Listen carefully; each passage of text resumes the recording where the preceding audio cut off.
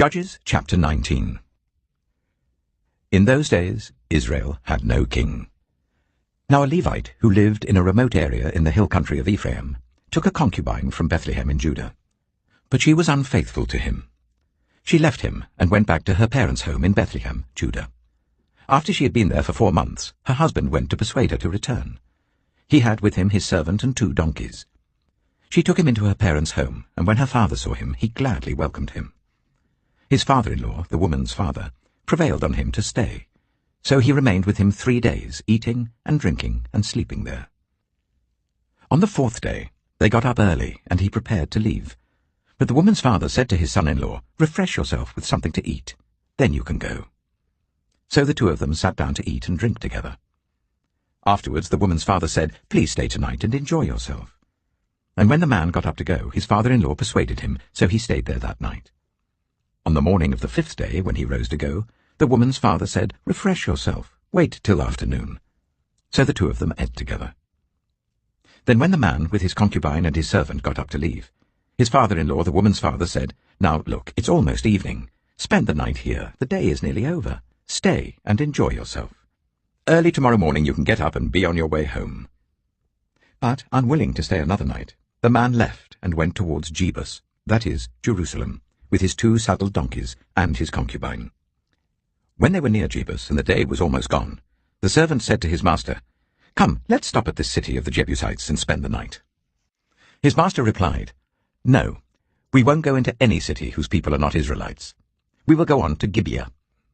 He added, "Come, let's try to reach Gibeah or Ramah and spend the night in one of those places." So they went on, and the sun set as they neared Gibeah in Benjamin. There they stopped to spend the night. They went and sat in the city square, but no one took them in for the night. That evening, an old man from the hill country of Ephraim, who was living in Gibeah, the inhabitants of the place were Benjaminites, came in from his work in the fields.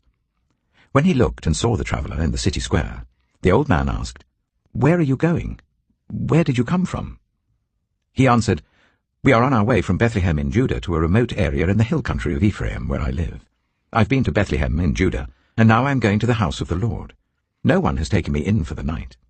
We have both straw and fodder for our donkeys, and bread and wine for ourselves, your servants, me, the woman, and the young man with us. We don't need anything."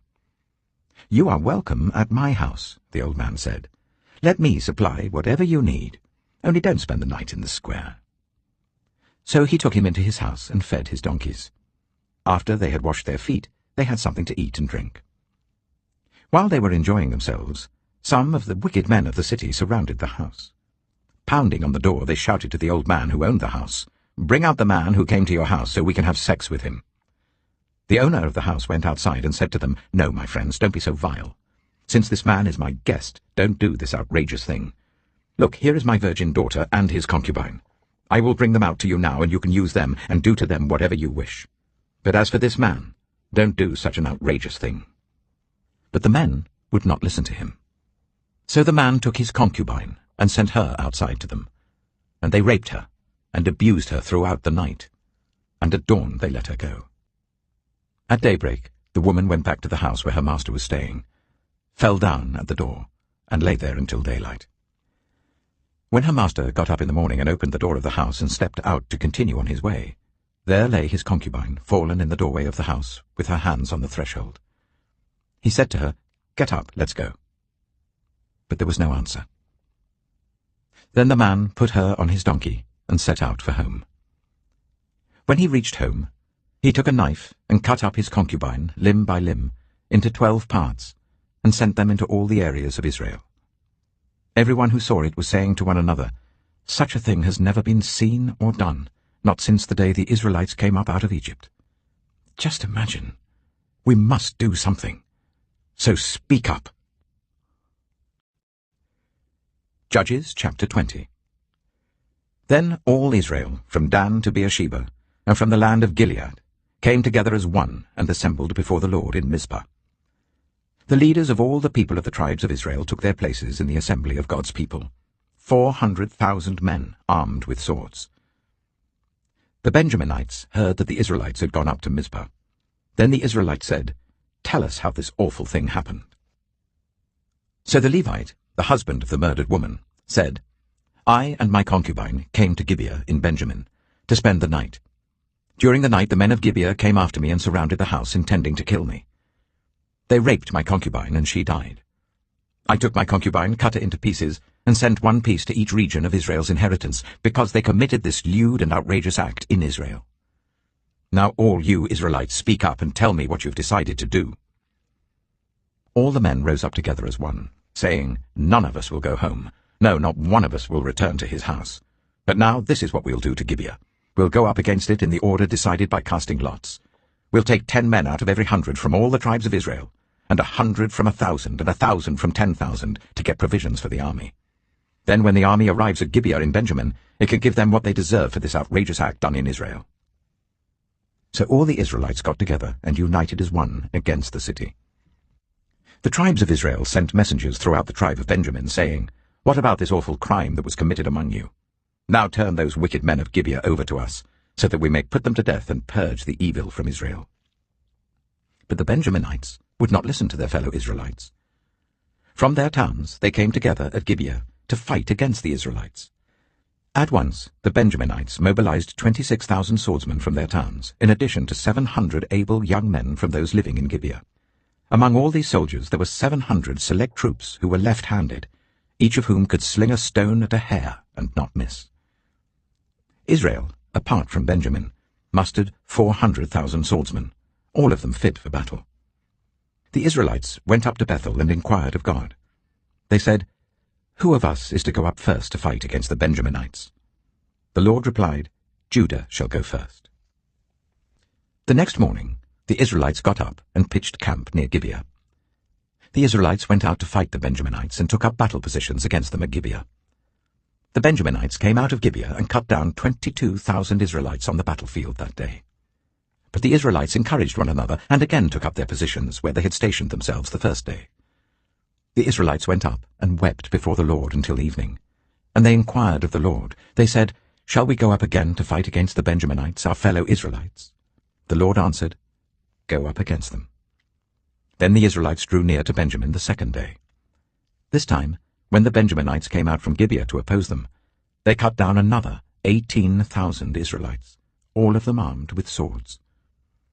Then all the Israelites, the whole army, went up to Bethel, and there they sat, weeping before the Lord.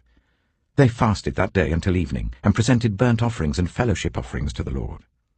And the Israelites inquired of the Lord. In those days the ark of the covenant of God was there, with Phinehas, son of Eleazar, the son of Aaron, ministering before it. They asked, "Shall we go up again to fight against the Benjaminites, our fellow Israelites, or not?"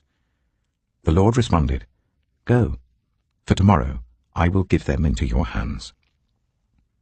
Then Israel set an ambush around Gibeah. They went up against the Benjaminites on the third day, and took up positions against Gibeah as they had done before. The Benjaminites came out to meet them, and were drawn away from the city. They began to inflict casualties on the Israelites as before, so that about 30 men fell in the open field and on the roads, the one leading to Bethel and the other to Gibeah. While the Benjaminites were saying, "We are defeating them as before," the Israelites were saying, "Let's retreat and draw them away from the city to the roads." All of the men of Israel moved from their places and took up positions at Baal Tamar, and the Israelite ambush charged out of its place on the west of Gibeah. Then 10,000 of Israel's able young men made a frontal attack on Gibeah.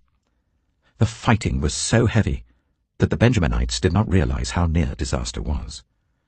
The Lord defeated Benjamin before Israel, and on that day the Israelites struck down 25,100 Benjaminites, all armed with swords. Then the Benjaminites saw that they were beaten. Now the men of Israel had given way before Benjamin, because they relied on the ambush they had set near Gibeah. Those who had been in ambush made a sudden dash into Gibeah, spread out and put the whole city to the sword.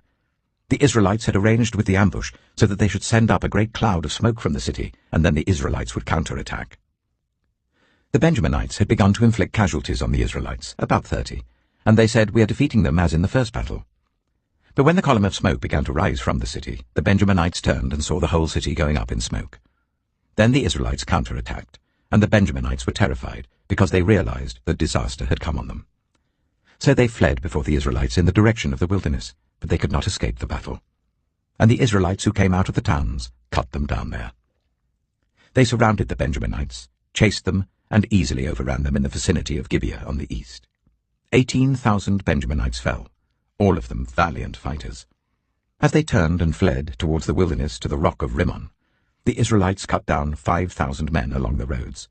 They kept pressing after the Benjaminites as far as Gidom, and struck down 2,000 more. On that day, 25,000 Benjaminite swordsmen fell, all of them valiant fighters. But 600 of them turned and fled into the wilderness to the rock of Rimmon, where they stayed for 4 months. The men of Israel went back to Benjamin and put all the towns to the sword, including the animals and everything else they found. All the towns they came across they set on fire. Judges chapter 21. The men of Israel had taken an oath at Mizpah. Not one of us will give his daughter in marriage to a Benjaminite.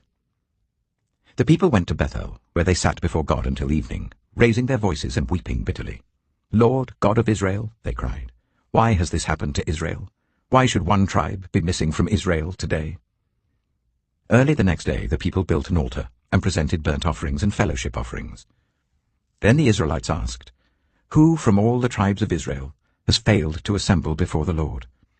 For they had taken a solemn oath that anyone who failed to assemble before the Lord at Mizpah was to be put to death. Now the Israelites grieved for the tribe of Benjamin, their fellow Israelites. Today one tribe is cut off from Israel, they said. How can we provide wives for those who are left, since we have taken an oath by the Lord not to give them any of our daughters in marriage? Then they asked, which one of the tribes of Israel failed to assemble before the Lord at Mizpah? They discovered that no one from Jabesh-Gilead had come to the camp for the assembly. For when they counted the people, they found that none of the people of Jabesh-Gilead were there. So the assembly sent 12,000 fighting men with the instructions to go to Jabesh-Gilead and put to the sword those living there, including the women and children. This is what you are to do, they said. Kill every male and every woman who is not a virgin. They found among the people living in Jabesh-Gilead 400 young women who had never slept with a man, and they took them to the camp at Shiloh in Canaan. Then the whole assembly sent an offer of peace to the Benjaminites at the rock of Rimmon. So the Benjaminites returned at that time, and were given the women of Jabesh-Gilead who had been spared. But there were not enough for all of them. The people grieved for Benjamin because the Lord had made a gap in the tribes of Israel. And the elders of the assembly said, with the women of Benjamin destroyed, how shall we provide wives for the men who are left? The Benjaminite survivors must have heirs, they said, so that a tribe of Israel will not be wiped out. We can't give them our daughters as wives, since we Israelites have taken this oath, cursed be anyone who gives a wife to a Benjaminite. But look, there is the annual festival of the Lord in Shiloh, which lies north of Bethel, east of the road that goes from Bethel to Shechem, and south of Lebonah. So they instructed the Benjaminites, saying, go and hide in the vineyards and watch. When the young women of Shiloh come out to join in the dancing, rush from the vineyards, and each of you seize one of them to be your wife. Then return to the land of Benjamin.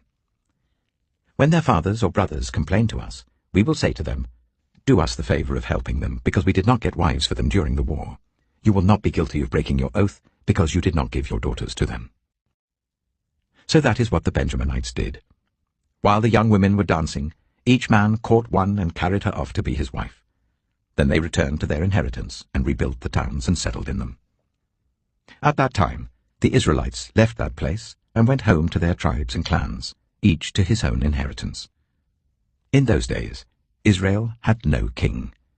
Everyone did as they saw fit.